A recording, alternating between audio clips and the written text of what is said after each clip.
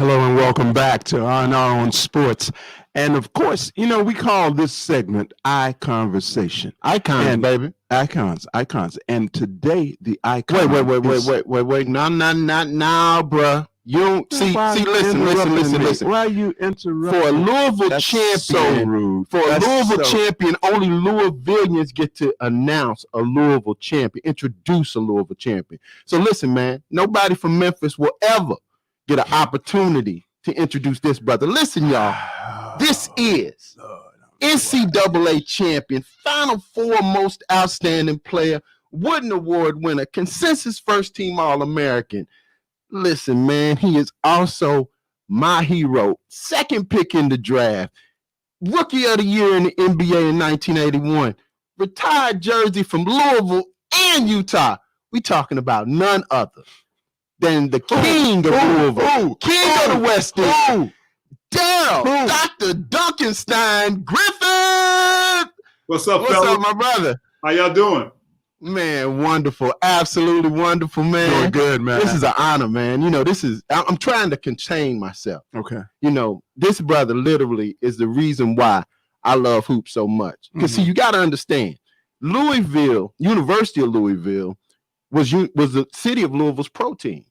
Seriously. So we treated them like pros. So this dude was the man. He was like after Ali, it's Darrel Griffith. Is that right? He's number 2. Absolutely. Am I lying, Darrel? I'm just here. He wants you to co-sign that. He wants you to everybody in the league will. Everybody in Louisville will. They'll definitely get it. Well, welcome to R&R on Sports, Dr. Dunkenstein. Good to see you, man. Good to have you. You guys, man. Happy to be here.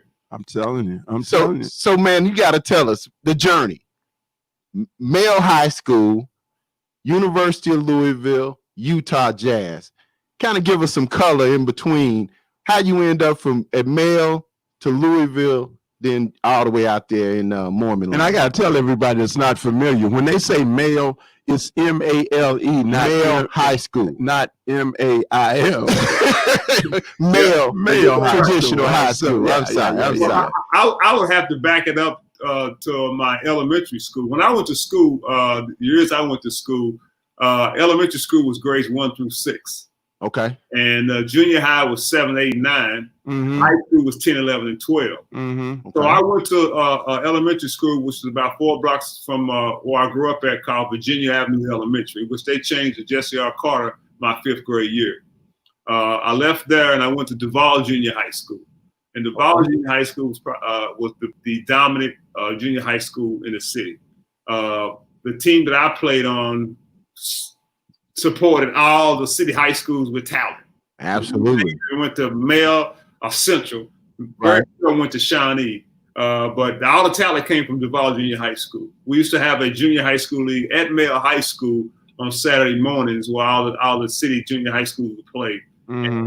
And during my time, high school coaches could recruit. So they would come to the junior high school league at Male High School and check us out and try to get us to go to their high schools because there wasn't any districting. You can go anywhere you wanted to go. So it was really interesting being recruited in junior high school. So the junior high school team I was on was pretty stacked. We had guys by the name of Darrel Yarbrough, Fenard Tojo, Bobby Turner, and me and Bobby and Tyrone Cunningham went to Male. Darrel Yarbrough and Fenard Crook and a guy by the name of Henry Lee Myers, they all went to Central. Now, we all end up winning state tournaments, and we end up playing against each other in the state championship game my sophomore year. Uh-huh. And let it be known that we couldn't dunk. the dunk come into my freshman year in college. Let me ask you a question. At that time, could y'all dunk in warm-ups? Yeah, before the refs came out. Yeah. But if the refs saw you, and a lot of people find this hard to believe because that's the way it was when I was coming through. Uh-huh. We couldn't dunk?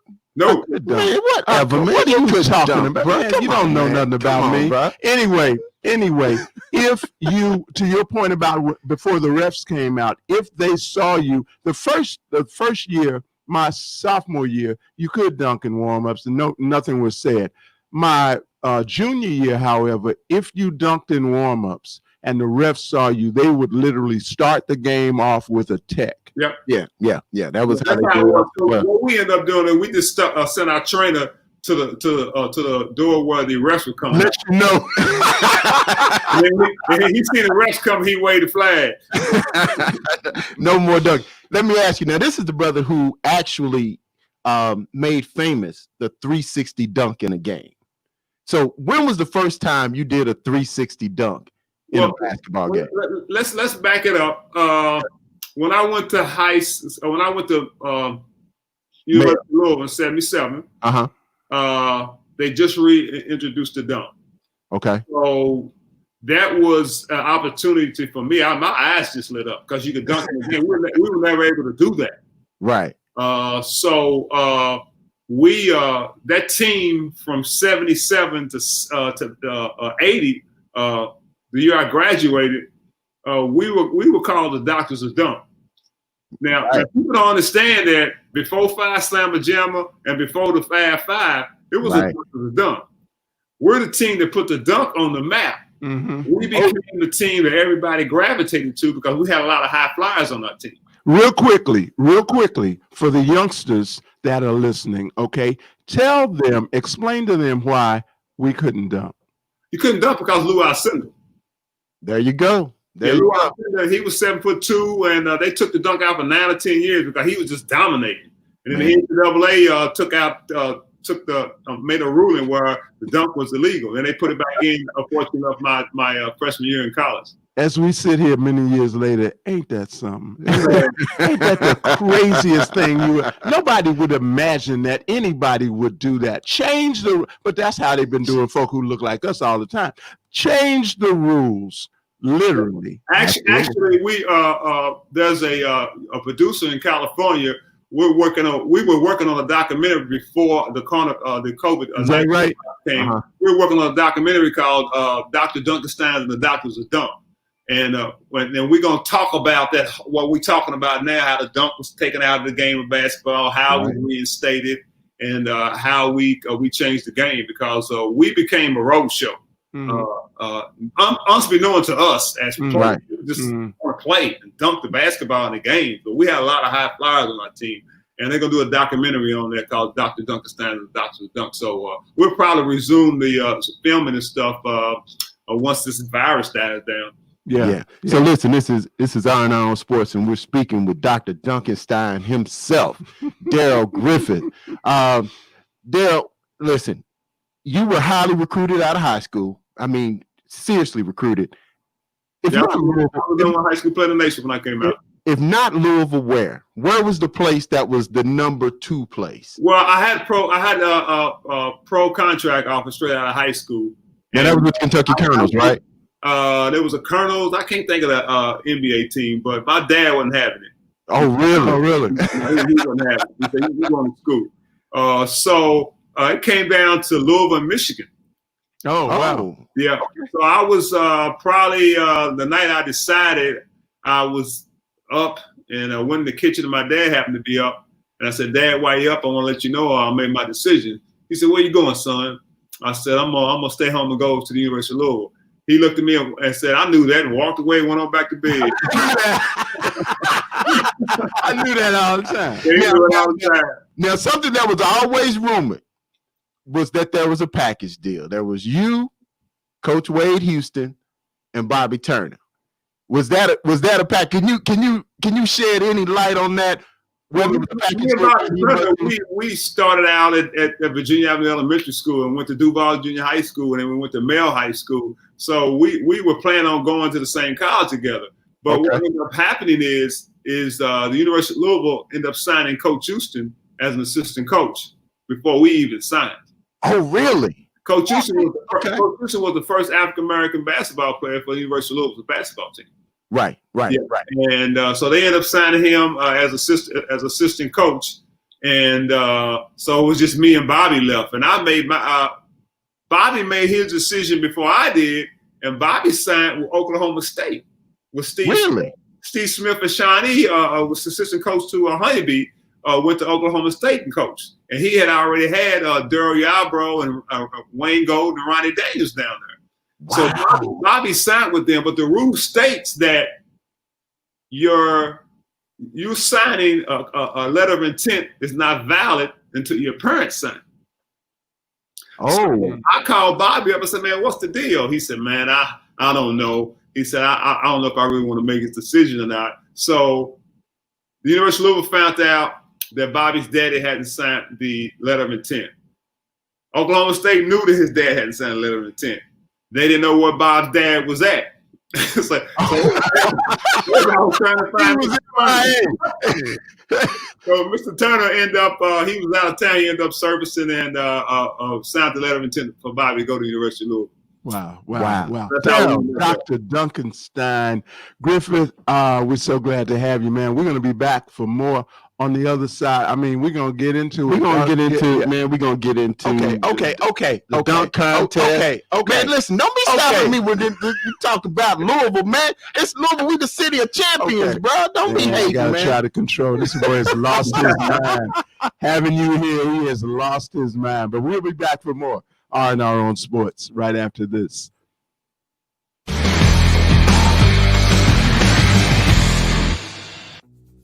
Greetings and salutations, ladies and gentlemen. Welcome, one and all, to the little show that we like to call Black Nerd Power, BNP if you're nasty. I'm your host, Mr. Richard Douglas Jones, and with me, the co-hosts of Black Nerd Power, Mr. Marcus Seaberry. What's up, my nerd? Oh, nerdy, please. And Ms. Kimber. What's happening, man? Hi. All right, first, here is the rage figure. I love his helmet. Talking about escapism and like, yo, I'm mad, but I'm tired. Like, is it okay that, like, if instead of going out to protest tonight, I want to sit and watch a movie? I'm just like, hell yeah, it's fine. A quote unquote woke romance that features a character that's not being like objectified for her body, that does not necessarily mean that book will not have sex in it. And I think on that note, we're going to end the show. Kadzukian. Download the Kadzukian app, available on Android and iOS. Back for more on our own sports. Listen, I know you're not going to try to introduce this, brother. See, man, I'm telling you, man. I told you the time was out for that. You did that. Okay, that was a nice little bit, man. You did that. So can we get back to? All right, man, go ahead. Quit being man, see, you just irritate me, man. You irritate me, brother. Listen, we here with Darrel Griffith, University of Louisville great, Utah Jazz great. I want to know how, brother, survived in Utah for 11 years, man. Well, when I first went out to Utah, my first season was the worst year I had in professional sports. In sports, period, because I go from winning a national championship to 17,000 sellout crowds to going to Utah, and we're the worst team in the league. Worst team in the league. Wow. Yeah, terrible team. And not only that, culturally it was different because there were only 1,200 blacks in the whole state of Utah. How many? 1,200 in the whole state of Utah. Goodness. And most of them were in Salt Lake City at Hill Air Force Base, and then the other portion of it was in Ogden, Utah. They had another military base there. So socially, how did that play out? I mean, obviously, after a while, they knew you were you, and so I'm sure you got treated with great respect. How was it initially? Well, initially for me, I always tell the story that I stayed in the hotel downtown until my condo was ready. Mm-hmm. And the hotel was called the Hilton Hotel, which is right out the expressway. You get out the I-15 and it take you right into town. So after practice and stuff, practicing with the fellas, I would go back to the hotel, and they had a Chevron station there. Had a convenience store in there. Mm-hmm. And I walked over to the convenience store, and I see this brother and his Cadillac pull up. Mm-hmm. And I'm like, cool, I can go up to him, man, and find out what's going on, because the only black is at practice. So while he's putting gas in his car, I go up to him and say, hey, man, how you doing? My name is Darrel. I'm in town. I don't see too many of us, man. Want to get some advice on what to do and where to go at while I'm in town. He said, brother, sorry about your luck. He said, I'm from California. I just got out. I'm getting the hell out of here. And they treated me well. It was just rough for me coming from an environment, and in Louisville's got a big African American culture. They had one black barber named Billy, and no radio stations, no black culture there at all. None. Right. Wow. So Wow. And you spent a whole 11 years there, man. it was a difficult transition. So- as each year went on, it got better, right? But you just had to, I came out there to do work, man, and that's what I did. When the season was over, I flew back to Louisville.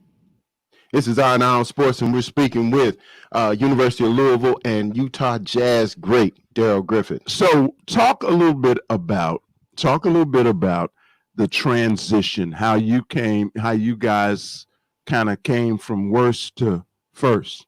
I was and your teammates and your coach, talk about that. Okay, I was drafted by the Jazz, first round, second pick. They had already had Adrian Dantley there. Mm-hmm. And they needed somebody to compliment him because AD was a beast. He gave you 30 every night. Right. So the way the draft went was I was represented by the guy by the name of Bob Wolf. Bob Wolf was the agent of his time. Everybody like David Falk and them, they always reference Mr. Wolf because he kind of set the stage. Right. So his clients when I played was Joe Barry Curl. He was the number 1 pick, and myself. He had a lot of other clients, Otis Birdsong, Larry Bird.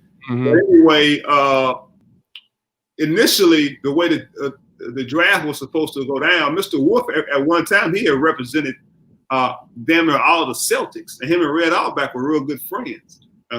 His office was in Boston. And Mr. Wolf called me up. He said, hey, it's a good chance you can go to Boston. I said, what do you mean? He said, Boston's got the 3rd pick, but they're going to try to make a trade. He said, Red needs a big man and a shooting guard. So what Boston did was Golden State had the number 1 pick. Now, Boston had the number 1 pick, and they traded the number 1 pick for Robert Parrish. Mm-hmm. That means that now Golden State's got the number 1 pick, and Boston's got the number 3 pick and the big man he needs. Right. Robert Parrish. So the 2nd pick was Utah, and they was figuring Utah was going to take care of McHale, and then the 3rd pick would have been me, and Red would have had his objective. He got the big man and the shooting guard. Right. 3 NBA championships later, Boston takes. Utah takes me, and Boston takes Larry McHale. McHale, yeah. Oh, wow. That's great. That's crazy stories, man. The is. backstory. Absolutely. So when you made famous the dunk, the 360 at In Louisville. college. So once again, when was the first time you did the dunk? And then secondly, what was it like pulling it off in the game? Well, I was the first one to do it in college basketball, period. And I've been doing it in high school, doing different dunk contests. But in live game action, I was the first one to do it in game. Wow. That was one of my repertoire as being Dr. Dunkenstein. Right. I can't recall what game it was, Larry, but I just, anytime we were on the break by ourselves, it was showtime. So you did what you had to do. And, so it just came to me, one game, the opportunity presented itself, and I 360'd in the game. And, that kind of added to the amazement of our team and why we were always in any city that we went to. When we got in town, it was Dr. Dunks in town. Whether it be Memphis, whether it be St. Louis, because we had that stigma about us, which was fun for us. But it was something that we enjoy living up to. Tell him how tall you are. I'm 6'4". 6'4". Okay. So talk about what it was like, that dunk contest from '84, I believe, that they're still talking about now for the fans, so you understand the magnitude of this dunk contest. Well, that was the first dunk contest. First one. The first one was in '84, and that was in Denver, Colorado. Right. Yeah. In the dunk contest, the first NBA dunk contest in 1984 was Larry Nance Sr., Michael Cooper, Clyde Drexler, a cat named Julius Irving, I believe that's his last name, Edgar Jones, Ralph Sampson, Dominique Wilkins, and Orlando Woolridge. That's crazy. Yep. That is absolutely crazy. And excuse me. and Dr. Dunkenstein, Darrel Yeah, Griffith. yeah, Darrel. So did you do the 360 in the contest? No, I was saving that for the latter rounds, which I didn't make. You didn't come with your strongest stuff first. No, I had some other ones that I figured could give me points, and then when the latter round, that's when you bring everything else out. But what happened was, people don't realize how high Larry Nance can jump, and he's 6'11". Right. He was crazy, man. His dunk for him, and I think it was him and Doc in the finals. But here's what the young people don't understand. Back in the day, in the dunk contest, we wasn't throwing the ball in the air and bouncing everywhere. It was ball in hand.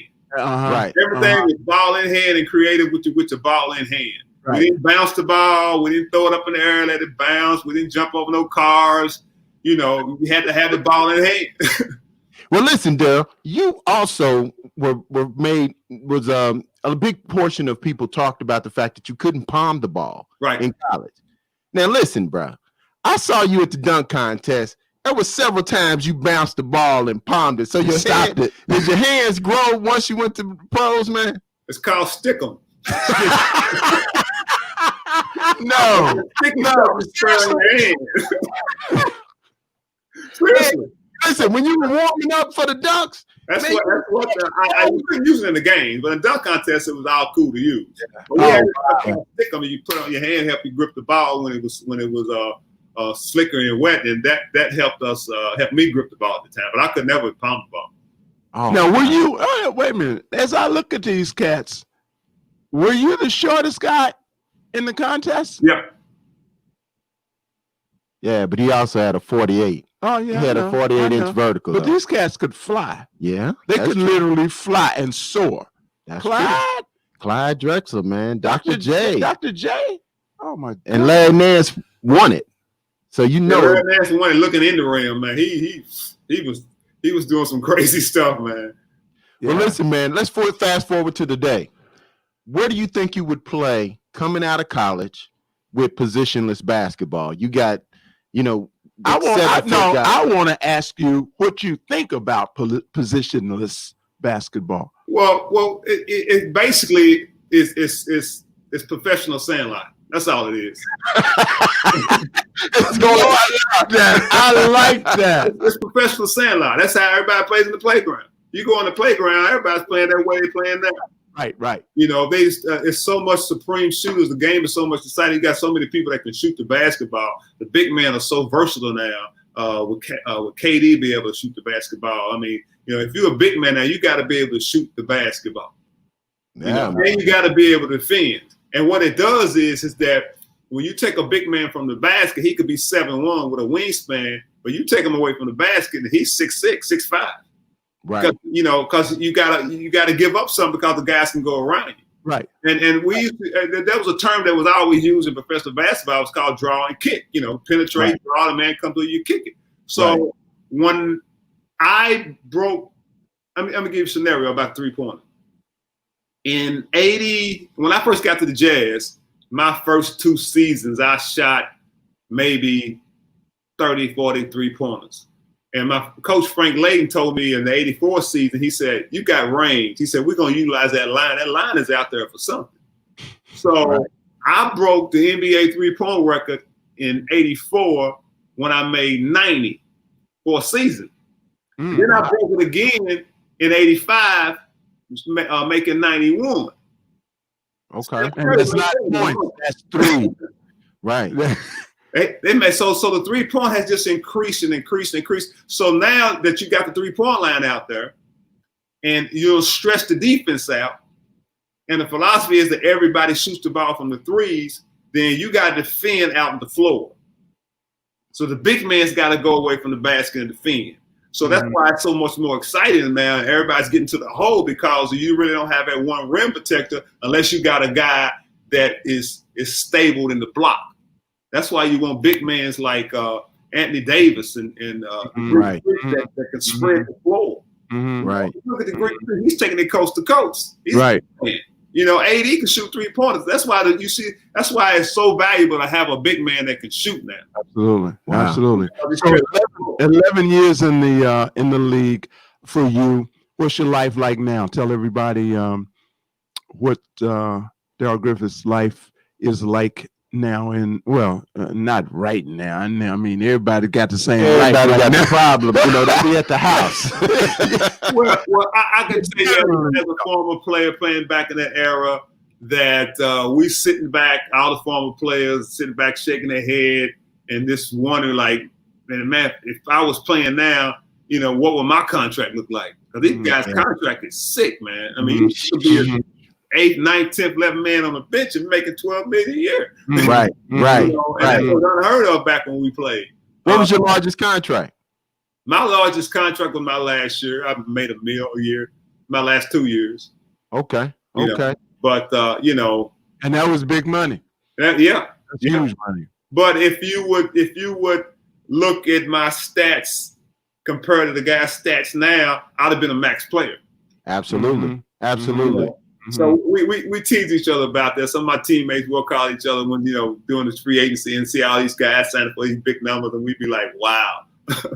Try to put ourselves in that scenario, but it's all good, man. All right, I got my last patented question, Darrel. Here it comes. Listen, you coming to the Yum Center. They about to put the big statue. They unveiling the statue of you. Every superhero has to have theme music. What's the song they playing as you walking up? What's that song they playing? What's that cut that makes you feel like a hero? Oh man, that's a good question. I had to think about that, Larry. Let me see, man. It had to be a back in the day cut. One of my favorite ones. I mean, I would have to go with my spinoff, man. One of George Clinton's songs. There you go. Y'all didn't know Dr. Dunkenstein comes from Dr. Funkenstein. Exactly. He inspired the name. Absolutely, man. Well, thank you, outstanding. brother. Thank you for taking this time. But no, wait a minute. Hold on. Howard has something to say that he normally says. Go ahead, man. Go ahead. Say it. That. Yeah. Like you normally ask that dumb question you just asked. Yeah, Okay, so okay, I'll do mine. go ahead. Okay, so look, brother. Being on R&R is kind of like joining the mob. So whenever the phone rings in the future, you pick it up and you have a one-word answer. Yes. When we ask you to be back on the show. I'll be glad to. I got you guys locked now, You come up robocall, you get no answer. Well, listen, man. Thanks, Darrel. Go ahead, man. Finish it up. No.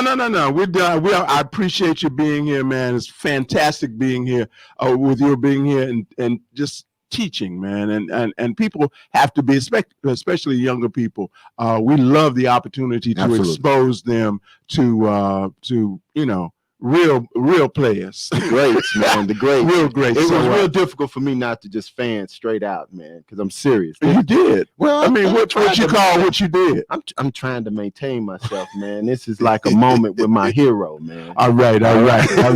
Appreciate you being with us, man, and we'll be back for more. All right, everybody, take care, bro. All right, now take care, Darrel. Back for more right after this. Funky Politics. Hey, Funky Politics fans, it is DC. What a week, what a month, what a year. 2020, y'all. The information we give you here is always entertaining and it's always educational. And look, let me tell you something. We got more great shows coming your way. That's the weirdest stuff I've ever seen in my life. I don't even understand how do you do that. So make sure you stay tuned for more Funky Politics. Funky Politics, powered by the Kazuki Network. That's right, folks. We're funky sometime. We funky your time. We funky all the time up in here. So make sure you stay tuned for more Funky Politics. Check out all your Kazukian favorites now. Download the Kazukian app, available on Android and iOS. Now it's time to say goodbye to all our family. MIC. See you real soon. KEY. Why? Because I don't like your ass. And I got to get away from you. Because I left you hanging at you. Yeah, see, man. Man, with friends like you. That's right. You don't need no enemies, bro. You don't need no enemies.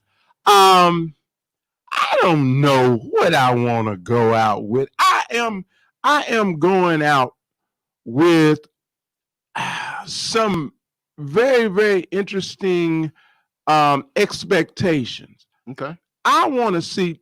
So they took they tested something like 326 or something people Mhm. Down in Orlando relative to the NBA and the bubble and all of that. And you know how many positive? Zero. Right. Okay. What I want to see is how Rona handles that. I want to see how if it comes up, Right. and how it comes up and with whom it comes up. That's going to be very, very interesting to me. Well, listen, They're starting with a pure environment. It's not there, or so nobody tested positive. Right. And so I'm anxious to see what happens. I'm gonna shout out my man, Darrel Griffith. Yeah. And along with Good Darrel to have Griffith, him. I'm gonna shout out Coach Wade Houston, who was instrumental in helping us to get Darrel on the show. I'm also gonna shout out my home girl Anita Stringer, her brother Jerry, as well as Keith Satterfield, who's also helped. So thank you guys, the home Those all team, Louisville. all Louisville folks that helped, bring this together, and I truly appreciate their assistance. And another reason why HBCUs are important, because Anita was a young lady I went to school with at Mayo High School, but also at Kentucky State University. And so females went to Mayo? Yeah, females went to Mayo. Oh, well, I thought it was a boys' school. No, Why they call it boys? It was named after somebody named Mayo? No, it used to be a female school and it used to be a male school, and they then combined them and it all became male. Male. Wow. But it was co-ed. Yeah, it was co-ed. Ain't that's a lesson. Purple and gold, man. You would think we were Q dogs. We were the bulldogs, male bulldogs, and we were in purple and gold. All right. With that, we're going to say thank you very, very much for being with us here on R&R Sports. We always appreciate having you, no matter how you access or how you listen to us, but we will ask that you download the Kazookian app. Absolutely, from Google Play or the App Store. Just go Google Kazookian, and you'll find it. We got some hellacious shows. Y'all check them all out. I'm Howard Robertson. And I'm the great one, Larry Robinson. Peace. Later.